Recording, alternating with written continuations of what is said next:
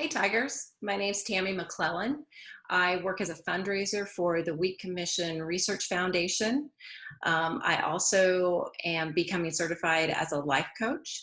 So working on Zoom is something I'm pretty used to, but thanks for giving me the chance to record a message to you about etiquette. I'm excited for you to be at this point in your college education that learning how to have a successful luncheon or dinner in a business setting and personally is important to you.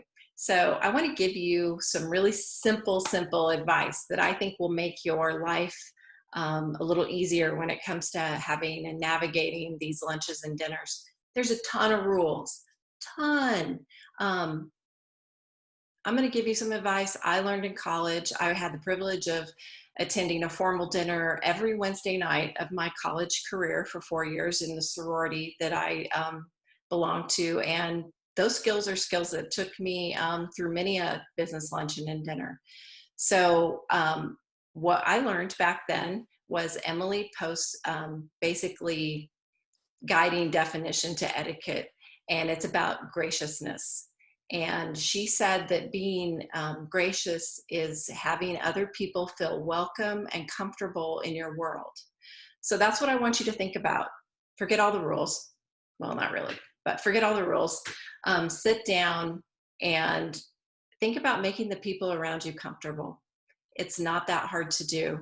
Treat others like you want to be treated, with kindness and respect for yourself. So be gracious at these dinners, be kind. And because I work for the Wheat Commission Research Foundation, my special tip is going to be on how to eat bread at a formal dinner. I see it done wrong all the time. So I know you have a PowerPoint slide on it. It's very simple.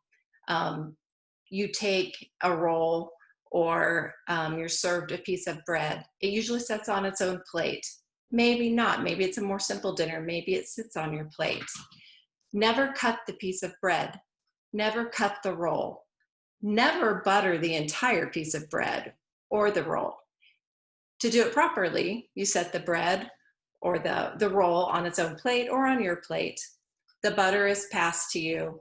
If it's a foil packet of butter, you undo the foil packet. You take the butter and you put it also on your plate or on the bread plate.